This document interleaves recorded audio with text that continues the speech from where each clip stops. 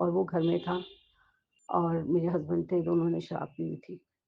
संगत जी पीसीआर उसको उठा के लेके गई और उसको वार्निंग दी, दोबारा कभी इस एरिया में दिखा और या तूने ऐसा कुछ किया तो तेरे को अरेस्ट किया जाएगा। ले गए उसको हमारे सामने और उससे पूछा कि तुम फादर। जय गुरु जी, शुक्राना गुरु जी, संगत जी जय गुरु जी, रूहानी आंटी जी जय गुरु जी। मैं पूनम दिल्ली से अपना शुक्राना सत्संग शेयर कर रही हूँ। ये संध्या वेले का शुक्राना सत्संग है। अभी 9:23 हुए हैं। संगत जी आइए हम गुरु जी का पावन मंत्र जाप करके शुक्राना सत्संग शुरू करते हैं। ओम नमः शिवाय, शिव जी सदा सहाय। ओम नमः शिवाय, गुरु जी सदा सहाय।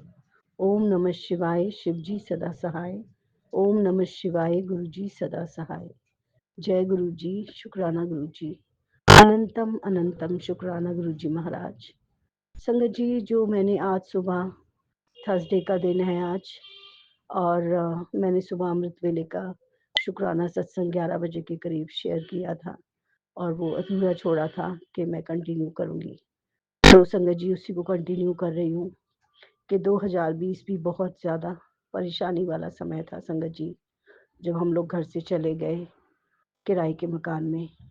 तो संगत जी मेरी बिटिया जॉब कर रही थी और उसकी भी शादी 2007 में हुई थी, लेकिन उसकी लाइफ अच्छी नहीं चली गई संगत जी। उसके घर में बहुत कलेश, बहुत मारपीट, बहुत झगड़े। हालांकि वो लव मैरिज थी, पर मेरी बेटी को उस समय समझ नहीं आया। वो कॉलेज कर रही थी, सेकेंड ईयर था उसका, और उन लोगों ने बहुत फोर्स किया शादी के लिए और उसके ऊपर तो जैसे भूत ही सवार हो गया। उसने अपना कॉलेज वगैरह सब ड्रॉप किया और घर में इतने कलेश, इतने कलेश। संगत जी उस समय मेरी मम्मी भी थी और कैंसर था उनको, और इतने कलेश, इतने लड़ाई झगड़े, और फिर उसमें लास्ट में डिसाइड हुआ कि इसकी शादी कर देंगे। और संगत जी 2007 में 28 अप्रैल को मेरी बेटी की शादी हुई और संगत जी शादी के 3 दिन बाद, 2 दिन बाद ही वो सुबह सुबह घर आई और उसको इतना मारा था, उसके बेल्टों के निशान सारे। और संगत जी वो शादी टिकी नहीं, बहुत कोशिश की, बहुत कोशिश की मैंने। लड़के की माँ के सर पे, पैरों में अपना सर भी रख दिया कि मेरी बेटी को बसा लूं। लेकिन संगत जी जो किस्मत में होता है वो ही होता है, उससे ज्यादा कुछ नहीं हो सकता है संगत जी। मेरी बेटी इतनी दुखी, इतनी परेशान, इतनी परेशान, और उसकी वजह से मैं परेशान। मैं वैसे ही बहुत परेशान थी संगत जी, क्योंकि मेरे हस्बैंड कभी घर में मेरी बात नहीं सुनते थे। वो अपने परिवार में ही बिजी रहते थे। उनके 3 भाई और उनकी मम्मी की डेथ हो चुकी थी, पापा थे। और संगत जी वो अपने परिवार में ही ध्यान देते थे ज़्यादा। उनके घर में बहुत इन्वॉल्वमेंट था उनका। वो लोग मेरे घर भी आते थे, पर संगत जी बहुत जेलस जब उनकी शादियां हो गई थी। सबसे बड़े की शादी हो गई थी और बीच वाले की। संगत जी बहुत जेलस करते थे, बहुत जेलस। पता नहीं क्या कंपेयर करते थे। मैं उस समय जॉब भी करती थी संगत जी। नहीं, जॉब नहीं करती थी उस समय, घर में ही थी। और संगत जी इतना बुरा वक्त था वो। तो संगत जी सब लोग अपनी अपनी एडवाइस दे रहे थे, कोई उसके घर लड़ने जा रहा था, कोई कुछ कर रहा था, लेकिन कुछ भी नहीं हुआ संगत जी। और इन बिटवीन मेरी बेटी को 2 बच्चे भी हो गए। उसका बेटा हुआ 2008 में और बिटिया हुई 2012 में। मैंने सोचा कि अब सब ठीक हो जाएगा, बच्चे हो गए हैं तो लाइफ ठीक हो जाएगी, और हमेशा भगवान से यही प्रेयर करती रहती थी, भगवान सब ठीक कर दो, मेरी बेटी का घर बसा दो, उसके पति को सद्बुद्धि दो। लेकिन संगत जी जितना मैं अरदास करती थी, जितना मैं रोती थी, जितना पूजा पाठ करती थी, उसका रिजल्ट हमेशा उल्टा ही संगत जी। लेकिन पता नहीं, मन जो था वो मानता ही नहीं था कि भगवान के घर में देर है अंधेर नहीं है। सब उसके ऊपर तब भी छोड़ा था कि वो ही करेंगे, सब कुछ अच्छा करेंगे। संगत जी अपने सामने अपनी बेटी को पिटते देखा। जब वो परेशान होकर मेरे घर आती तो उसके पापा शराब पी के लड़ाई करते, मारपीट करते मेरे साथ। और संगत जी इतना ज्यादा दुखी कर देते थे, इतना ज्यादा कि कई कई दिन तो हम लोग रोते हुए ऐसे ही गुजारते, ना खाना खाया ना कुछ। और वो अपना सुबह नॉर्मल होते, नहाते धोते, तैयार होते, नाश्ता दे और नाश्ता करके अपना निकल जाते। संगत जी इतना भयानक टाइम था वो। फिर जब 2018 में नहीं गुजारा हुआ संगत जी, मेरी बेटी मेरे को कहती कि मम्मी मैं नहीं रहूंगी वहां पर, वो ऐसी-ऐसी हरकतें करता है, बच्चे बड़े हो रहे हैं, बच्चों के सामने मेरे साथ गंदी हरकतें करता है और बच्चों को एक कमरे में बंद कर देता है या बच्चों को कहता है मुँह उधर करो। तो संगत जी इतना सारी बुरी बातें देख के मन इतना घबराया, तो पता नहीं अंदर से क्या मेरे मन में आया, इतना स्ट्रॉन्ग बना दिया भगवान ने मुझे कि मैंने बोला ठीक है, छोड़ उसको, तू घर आ जा। संगत जी मैंने इस बात के लिए उसको बोला, मैंने कहा नहीं रहना उसके साथ अब। वो बच्चों की भी शर्म नहीं कर रहा तो वो कैसा बाप है और उसके साथ ज़िंदगी नहीं चलेगी। तो संगत जी यही डिसाइड किया। फिर 2018 लास्ट मंथ में मेरी बेटी अपने बच्चों को लेके घर आ गई संगत जी। फिर मेरे हस्बैंड ने बहुत कलेश किया, बहुत लड़ाई की कि तू इसका घर बर्बाद कर रही है, तू उसको बसने नहीं दे रही है। संगत जी एक माँ ही सोच सकती है कि उसके बच्चों पे क्या गुजर रही है और मेरे हस्बैंड तो पहले से ही इतना ध्यान नहीं देते थे। संगत जी जैसे-तैसे करके वो समय निकला और मेरी मम्मी की भी इन बिटवीन डेथ हो गई। वो सब ये देख कर के कि बेटी इतनी परेशान है, दुखी हो रही है, तो उनको भी बहुत दुःख होता था और कैंसर वैसे ही था उनको संगत जी। तो उनकी 23 सितंबर 2007 में मेरी मम्मी की डेथ हो गई। 6 महीने ही जी थी वो मेरी बिटिया की शादी के बाद। 6 महीने भी पूरे नहीं हुए थे और संगत जी 23 सितंबर मेरी वेडिंग एनिवर्सरी होती है। तो संगत जी जैसा भी हुआ सब, फिर मैं डिप्रेशन में होते हुए भी अपने आप को थोड़ा स्टेबल किया और संगत जी समस्याओं का समाधान करने में लगी कि ऐसे कुछ नहीं होगा, कुछ करना पड़ेगा। तो संगत जी 2019 आते-आते संगत जी घर का माहौल बहुत ख़राब हो गया। बिटिया ट्यूशन लेने लगी घर में। उसके पापा 6 बजे ही वापस आ जाते, फिर ट्यूशन वाले बच्चे आते, उनसे बहस करते या बिटिया को बोलते, सारा दिन कमरे में बंद रहती है, ये है, वो है। मतलब वो कोई ना कोई लड़ाई का मुद्दा ढूँढते रहते संगत जी। फिर मैंने उसको बोला कि बेटा ठीक है, उसने जैसे-तैसे करके ट्यूशन कराई, थोड़े पैसे आए उससे संगत जी, थोड़ा ठीक लगा। फिर वो मैंने उसको बोला कि तू अपनी पढ़ाई कंटिन्यू कर ले, तू कम से कम ग्रेजुएशन कर ले पूरी। तो संगत जी ऑनलाइन पेपर्स वगैरह उसके किए और वो उसने ग्रेजुएशन ऑनलाइन कंप्लीट की संगत जी। बीए उसने कंप्लीट किया। फिर मैंने उसको बोला तू इंटरव्यू दे, कोई ना कोई जॉब ढूँढ, क्योंकि घर से बाहर जाएगी तभी ठीक रहेगा माहौल। संगत जी फिर उसने आईजीटी में इंटरव्यू दिया और उसका सिलेक्शन हो गया और उसकी जॉब लग गई आईजीटी में। संगत जी एयर टिकटिंग करती थी वो और जो उसने इंटरव्यू दिया था तीनों राउंड में वो सेलेक्ट हो गई। तो कहीं न कहीं भगवान साथ थे और वो रास्ता दिखा रहे थे कि ऐसे नहीं ऐसे करो, वरना हम कौन होते करने वाले, जबकि मैं खुद ही इतना परेशान थी। फिर संगत जी घर का सारा बोझ मेरे ऊपर ही था, बच्चों को देखना, पेट्स थे हमारे पास उस समय 2, उनको देखना और मेरे हस्बैंड दिन में 11 बजे जाते, फिर दोपहर में लंच टाइम में 2:30 बजे आ जाते। फिर बच्चों का स्कूल, कई बार मुझे छोड़ने जाना पड़ता, कई बार वो छोड़ आते, कई बार ले आते। संगत जी ऐसे लाइफ चलती रही, लाइफ बहुत ज़्यादा डिफ़िकल्ट थी, बट भगवान पे भरोसा था, तो चलती गई लाइफ। और संगत जी यहीं सब कुछ ख़त्म नहीं हुआ। फिर 2019 में मेरे हस्बैंड ने बहुत लड़ाई की और बोला कि नहीं, तुम यहाँ से निकलो, अब तो तेरी बेटी कमाती है, तुझे किस चीज़ की दिक्कत है, तुम यहाँ से निकलो, तुम मेरे साथ नहीं रहोगे, मैं ये नहीं देख सकता, लोग मेरे ऊपर हँसते हैं। पता नहीं क्या-क्या संगत जी, क्योंकि उनकी बुद्धि उस समय भी बस में नहीं थी। तो ये बात अब समझ आती है, पहले मुझे नहीं समझ आता था कि उनके ऊपर क्या किया है और किसने किया है।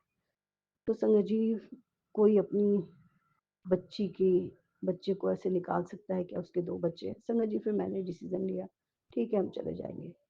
संगत जी सामान लेने की बारी आई तो उन्होंने मेरी बेटी के वहाँ से ना डिवोर्स करवाया, ना कुछ करवाया। संगत जी वो हमेशा पीछे से मेरे जवाई से मिलते और बातें करते उससे, और जवाई घर पे आके इसी घर पे जहाँ पे हम उनके साथ रहते थे, संगत जी गालियाँ देता, नीचे से शोर मचाता, बच्चे उसमें छोटे थे। मेरा दोता जो था वो 5th में पढ़ता था और छोटी ने अभी स्कूल जाना फर्स्ट में थी, जाना शुरू किया। और संगत जी वो आए दिन रात में शराब पी के आता और गाली गलौज इतना कुछ करता। तो मैंने अपनी बेटी को समझाया कि बेटा ऐसे नहीं चलेगा, कोई ना कोई एक्शन तो लेना पड़ेगा, ये ही बुलाते हैं।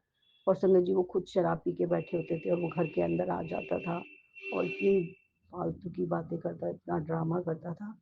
तो संगत जी एक दिन मेरी बेटी घर में थी, मैंने बोला तू फ़ोन कर, 100 नंबर पे कॉल कर। संगत जी 100 नंबर पे कॉल करके पीसीआर बुलाई संगत जी, और वो घर में था और मेरे हस्बैंड थे, दोनों ने शराब पी हुई थी। संगत जी पीसीआर उसको उठा के लेके गई और उसको वार्निंग दी, दोबारा कभी इस एरिया में दिखा और या तूने ऐसा कुछ किया तो तेरे को अरेस्ट किया जाएगा। ले गए उसको हमारे सामने और उससे पूछा कि तुम फादर हो के तुम खुद ये कर रहे हो, तुमने बैठ के अपनी बेटी की ज़िंदगी के बारे में नहीं सोचा और तुम इसको घर में बुला रहे हो, तुम्हारे होते हुए इसकी हिम्मत कैसे हुई कि ये घर आए। संगत जी जो भी हुआ उसको ले गए और फिर हम लोगों के साथ उन्होंने बहुत ड्रामा किया नेक्स्ट डे। और फिर संगत जी हम 2019 में ही जब थोड़ा-सा लॉकडाउन में रिलीफ मिला, संगत जी रिलीफ तो क्या ही था, लेकिन हम लोगों ने उस समय डिसाइड किया कि अब हम नहीं रहेंगे संगत जी। तो संगत जी हम लोग वहाँ से चले गए। वही मैंने आपको बताया सुबह वाले सत्संग में कि नया घर लिया। संगत जी वहाँ पे हम आराम से रह रहे थे कि 2021 में मेरे फ़ोन आए जा रहे थे इनके जो साथ में बंदा था उसकी वाइफ़ के। भाभी जी भैया इतने बीमार हैं, आप कहाँ चले गए? भैया बहुत बीमार हैं, 3 दिन से ऐसे बेहोश पड़े हैं, ये हुआ, वो हुआ। कोविड का टाइम था संगत जी उस समय। फिर संगत जी देखो मेरा मन फिर नहीं माना। मैंने अपनी बिटिया को बोला, तो मेरी बिटिया ने बोला नहीं मम्मी आप जाके देखो पापा को।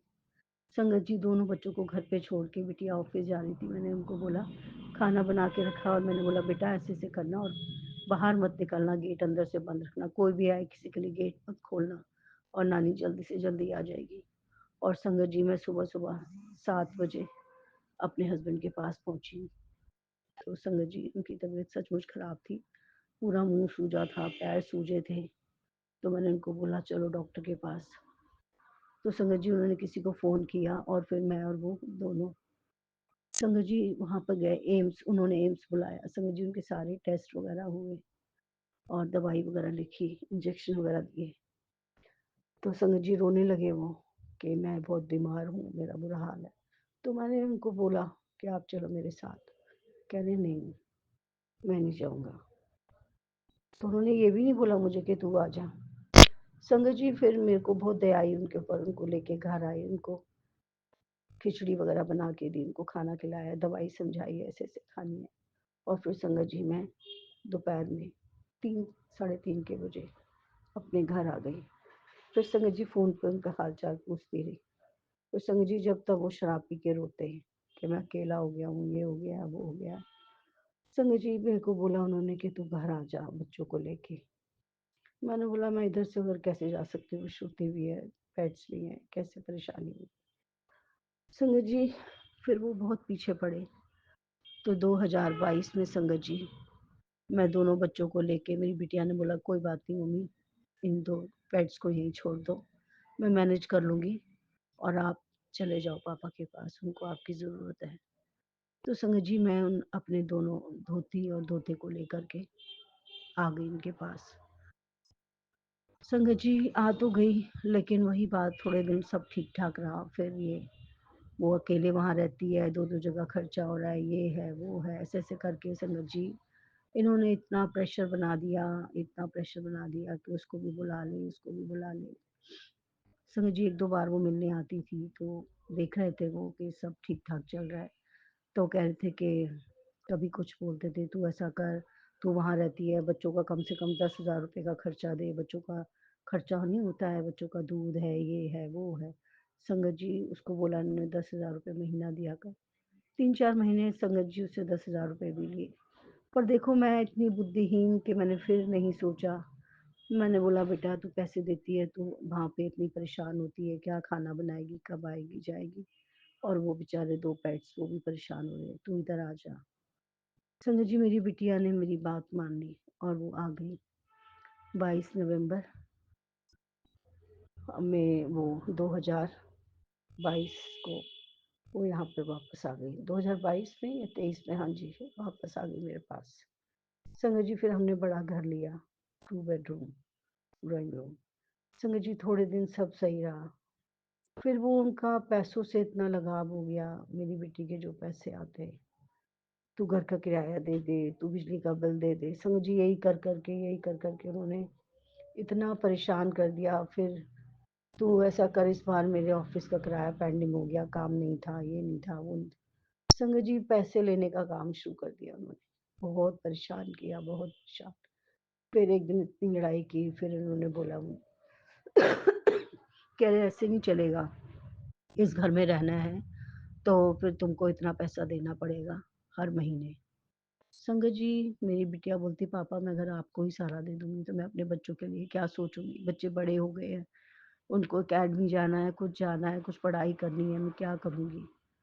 संगत जी तो कहते नहीं, मुझे नहीं मालूम, तू अकेले रहती थी तब भी तो करती थी। और संगत जी जैसे तैसे समय गुजरता गया और अब 2025 चल रहा है संगत जी। फिर 2025 23 सितंबर को मेरे हस्बैंड ने, वैसे तो बहुत लड़ाई, रोज आए दिन कलेश, आए दिन झगड़े, कभी किससे बीच में उन्होंने बात करना छोड़ दिया हम सब से, और ड्राइंग रूम में सोफे पे सोने लगे, बेडरूम में भी नहीं सोते थे। ना धोते से बात करते, ना धोती से, ना मेरी बेटी से, ना मुझसे। बस अपना खाया पिया निकल गए, कई बार बना हुआ होता था नहीं खाया। शाम को आए ड्राइंग रूम में ही, वहाँ गुरु जी का स्वरूप है, मंदिर है, फिर गुरु जी को उल्टा सीधा बोलना। फिर मैं वो सुबह जाप चलाती हूँ, सुबह पहले अमृत वेला कर लेती हूँ, कान में लीड लगा के, फिर उसके बाद में ओम नमः शिवाय का 108 बार का मंत्र जाप लगाती हूँ फ़ोन में तेज आवाज़ में, ताकि घर में अच्छा रहे, पॉजिटिविटी आए संगत जी।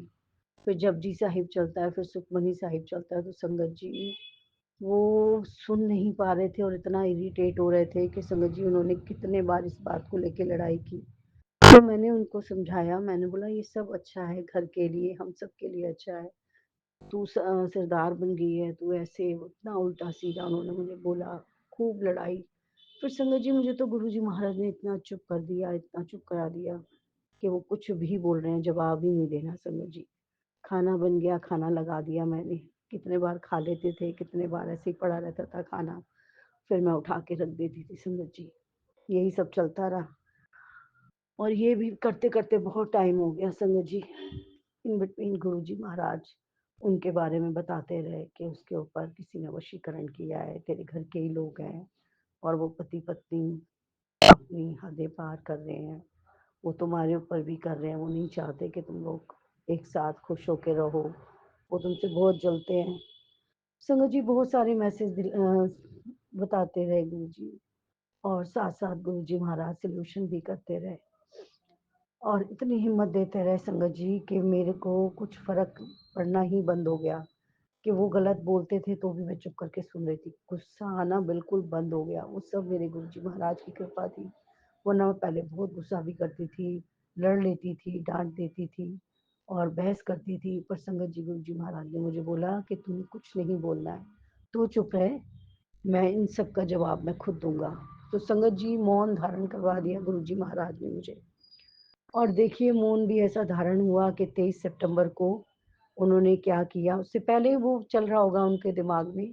23 सितंबर को वो सुबह सुबह उठे और उन्होंने अपने सारे कपड़े पैक किए, वार्डरोब खोला, उसमें से सारे कपड़े निकाले गर्मियों के, और सारे पैक किए, निकाल के बेड पे रखे और मुझे बोला कि ये सारे कपड़े एक उसमें डाल दे, बैग में। बैग में संगत जी वो कट्टा होता है ना, वो कट्टे लेके आए थे 3-4, और मैंने कपड़े डाल दिए। संगत जी कुछ नहीं बोला, मैंने कुछ भी नहीं पूछा, मैंने डाल दिए। फिर उन्होंने अपने सारे शूज़ वो सारे डाल लिए, फिर जो क्रीम लोशन ये वो जो उनकी चीज़ें थी संगत जी सब डाल लिया उन्होंने। फिर मुझे उन्होंने बोला कि एक वाइट कलर का हमारे पास काउंटर है, जो हमने लास्ट ईयर दिवाली में लिया था संगत जी। बोला कि ये खाली कर दो, इसमें मैं अपने जूते वगैरह कहाँ रखूँगा? तो मैंने बोला नहीं, और ये जो इसमें सामान रखा है मिक्सी वगैरह और बाकी बहुत सारा सामान क्रॉकरी वगैरह रखी है, मैंने कहा मैं ये कहाँ रखूँगी? मैंने कहा आप और ले लेना, बस इतनी सी बात हुई।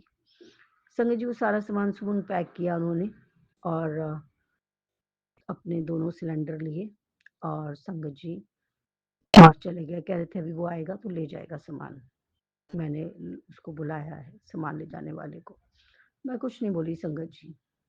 फिर 1 घंटे बाद वो बंदा आया और उसने बोला कि भाभी जी क्या-क्या सामान लेके जाना है? तो मैंने बोला फ़ोन कर लो उनको और ये वैसे तो पैक किया हुआ है भैया। तो 2 चेयर थी और बाकी का जो उनका पहनने का कपड़े-वपड़े थे वो सब ले लिए। और संगत जी उन्होंने एक बेड माँगा, सिंगल बेड जो कि मेरी बेटी के रूम में था, सिंगल बेड बॉक्स वाला। तो संगत जी मैंने बगैर किसी संकोच के वो निकाल के उसके अंदर से जो कपड़े थे, सामान थे सब निकाल दिया और मैंने दे दिया संगत जी उसका मैट्रेस और फिर संगत जी मेरे पास एक ब्रांड न्यू चादर थी विद पिल्लो कवर, मैंने वो भी दे दी। मैंने कहा ये चादर बिछा लेना। पता नहीं क्यों संगत जी ये गुरुजी महाराज करवा रहे थे, वरना ऐसा कुछ होता तो वो समय मुझे याद आ जाता कि जब उन्होंने हमें कुछ भी ले जाने से मना कर रहे थे, नहीं ये नहीं दूँगा, नहीं ये नहीं दूँगा। तो संगत जी मैंने ऐसा बिल्कुल नहीं किया और जो उन्होंने माँगा वो मैंने दे दिया। शुक्राना गुरुजी महाराज वहाँ भी आप मेरे साथ थे, क्योंकि करने कराने वाले अब मेरी ज़िंदगी में जो भी हो रहा है, वो मेरी मर्ज़ी से कुछ नहीं हो रहा, गुरुजी महाराज कराते हैं, तो मैं करती हूँ। तो संगत जी वो 23 सितंबर को यहाँ से चले गए और चले गए तो संगत जी यहीं हमारे घर से आगे जाके उन्होंने रेंट पे घर लिया है। मेरे धोते को बुलाया उन्होंने और वो दिखाया भी घर और स्कूटी लेके चले गए थे। संगत जी 2-4 बार तो ऐसे ही परेशानी चलती रही। बच्चों को स्कूल जाना होता है, सुबह 7:30 बजे निकलते हैं, 8 बजने में 5 मिनट होते हैं तो उनको स्कूल पहुँचना होता है। तो संगत जी वो 2-3 बार रिक्शे से जाते रहे, कई बार गाड़ी से जाते रहे। फिर मेरी बिटिया ने बोला कि वो स्कूटी तो मैंने ही दिलाई थी, पापा को फाइनेंस कराई थी, जाके तू स्कूटी ले नाना से। तो ये गया तो कहते हाँ, ले जाना, फिर मैं तुम्हें स्कूल छोड़ दूँगा। तो उसने बोला नहीं नाना आप छोड़ने नहीं जाना, हम खुद चले जाएँगे। तो संगत जी उन्होंने स्कूटी देने से मना कर दिया, कहते नहीं देनी और फिर ऐसे ही चलता रहा संगत जी तो बच्चे परेशान होते रहे, आना-जाना मुश्किल हुआ उनको। फिर वो शाम को 4 बजे शॉर्ट पुट जाता है, फिर उसके बाद वो जिम जाता है आके, तो उसको बड़ी दिक्कत हो रही थी। तो संगत जी इस तरह से चलता रहा, फिर मेरा धोता एक दिन गया, कह रहा वहाँ पे नाना स्कूटी दो। तो उन्होंने बोला नहीं स्कूटी तो मैं नहीं दे पाऊँगा, मुझे बहुत प्रॉब्लम उसने बोला नाना मुझे बहुत प्रॉब्लम हो रही है, हम इतना किराया रोज़-रोज़ कहाँ से देंगे? आप बताओ, गाड़ी से मैं नहीं जा पाऊँगा, गाड़ी में भी तो पेट्रोल लगता है और स्कूटी चाहिए नाना मुझे। तो संगत जी फिर उन्होंने स्कूटी दे दी और फिर धोता लेके आ गया। फिर संगत जी शाम को फिर क्या किया उन्होंने कि शाम को मेरी धोती सामने एक राशन शॉप है, तो कुछ चीज़ें ख़त्म थी तो मैंने लिस्ट बना के दी उसको और सैटरडे का दिन था तो मैंने अपनी बिटिया को बोला तो उसने बोला कोई बात नहीं मम्मी लिस्ट बना के दे दो और पैसे पूछ लेगी मैं उसे पेटीएम कर दूँगी और वो बंदा सामान पहुँचा देगा क्योंकि धोता नहीं था, अगर धोता होता तो वो लेके आ जाता संगत जी।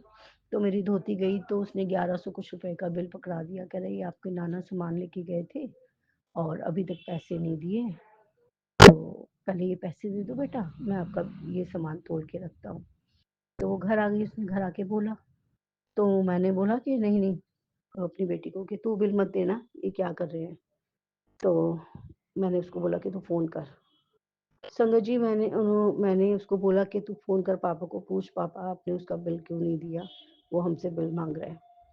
तो उसने फ़ोन किया संगत जी उन्होंने शराब पी हुई थी, वो गंद बोलने लग पड़े, गालियाँ देने लग पड़े और बोलते हैं मैं वहीं आके बात करता हूँ, ये है, वो है और संगत जी वो फिर 10 मिनट में घर आ गए, शराब पी हुई उन्होंने धुत और आके उससे बहस करने लगे, उसको गाली-गलौज करने लगे, बिटिया को तूने मेरा घर खराब किया, तूने ज़िंदगी बर्बाद की और ये।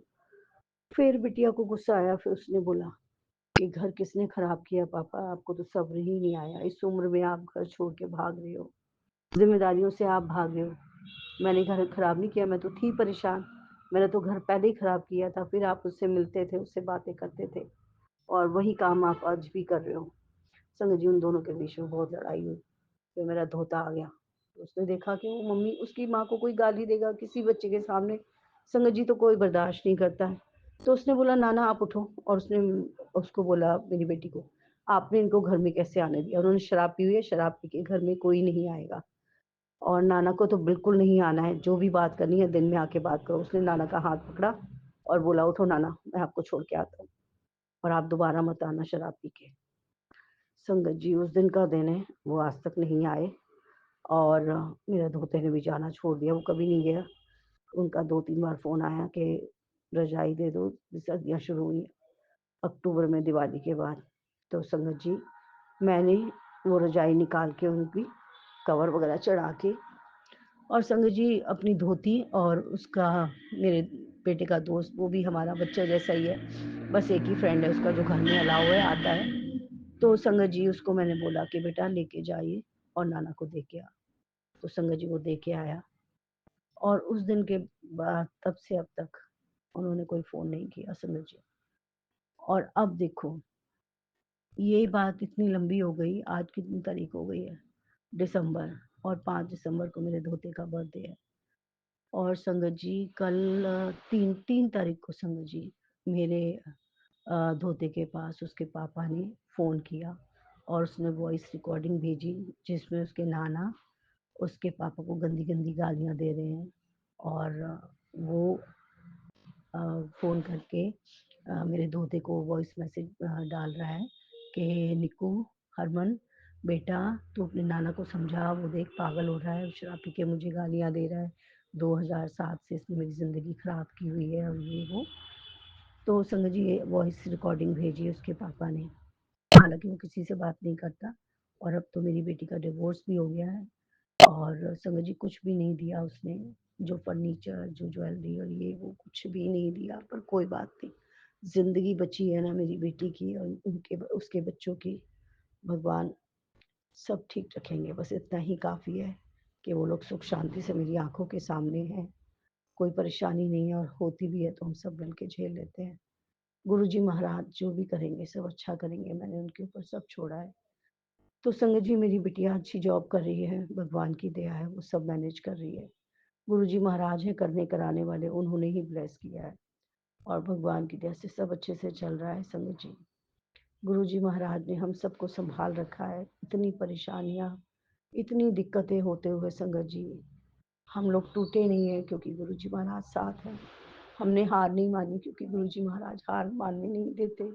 गुरुजी महाराज इतने अच्छे-अच्छे मैसेज देते हैं कि बेटा जो लोग जो भी बुरा कर रहे हैं या जिन्होंने भी तुझे खून के आँसू रुलाया है, या जिन्होंने भी तेरा घर परिवार बर्बाद किया है, चैन से वो भी नहीं बैठेंगे और उन्हें पता नहीं कि वो किसके साथ क्या कर रहे हैं।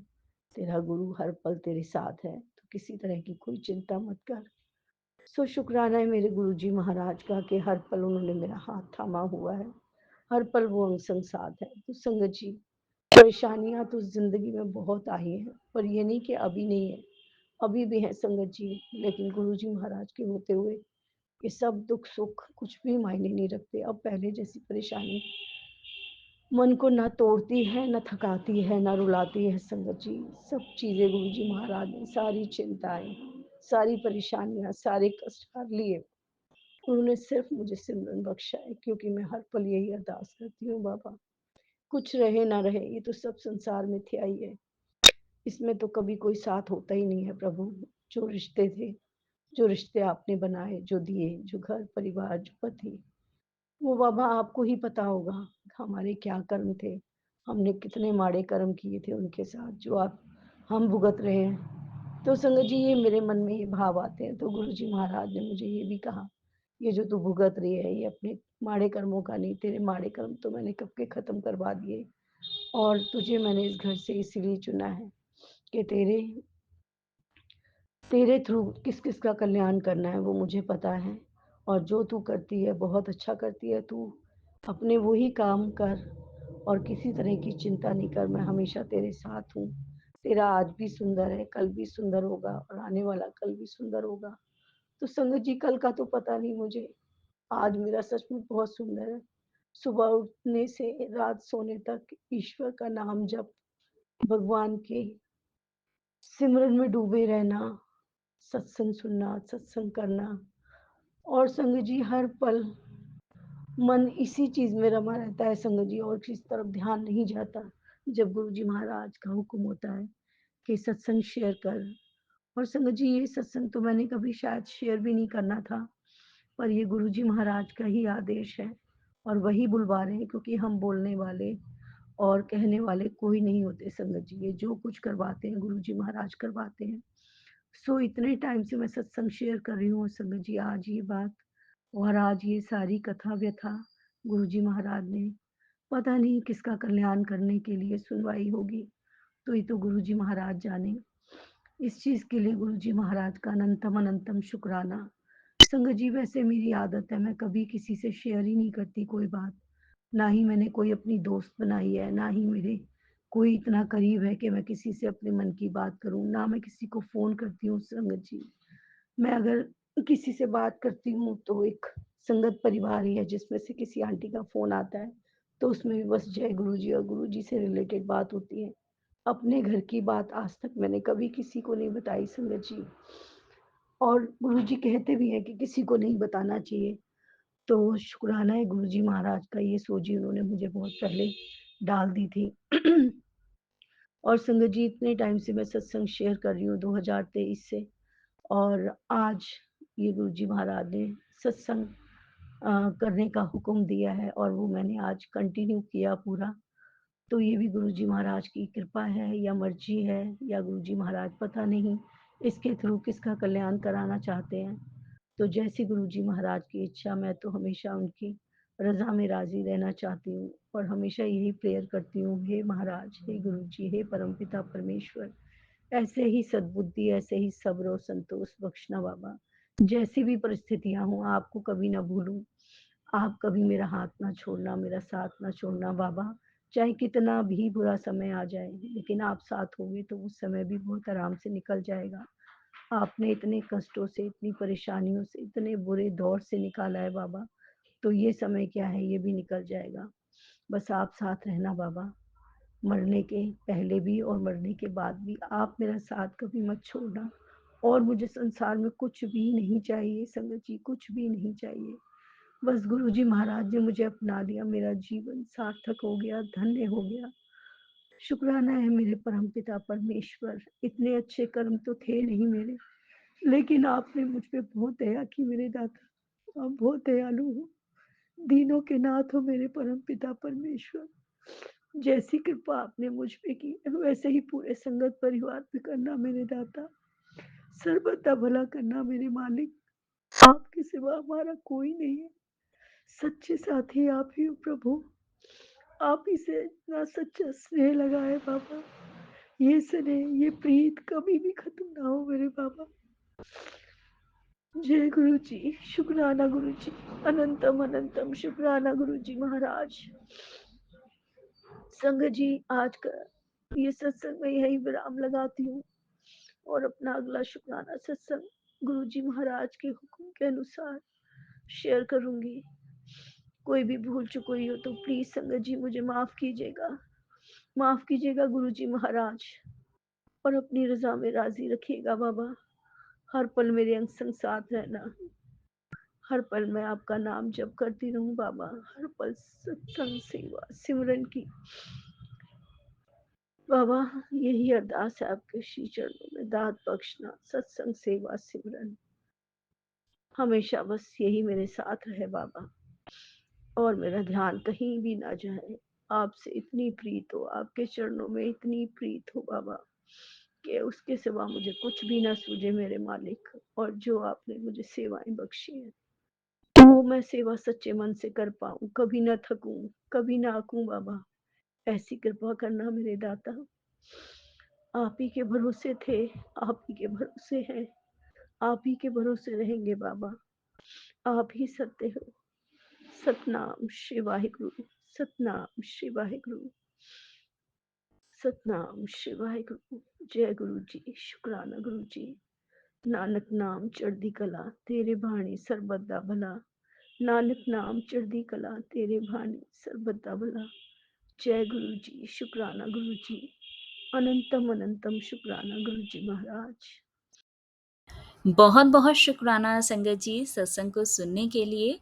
आप सबसे रिक्वेस्ट है, चैनल पे नए हैं तो चैनल को सब्सक्राइब कर लें, और अगर आप भी अपना सत्संग शेयर करना चाहते हैं तो आप हमारे व्हाट्सएप नंबर 8755410703 पर अपना सत्संग रिकॉर्ड करके भेज सकते हैं।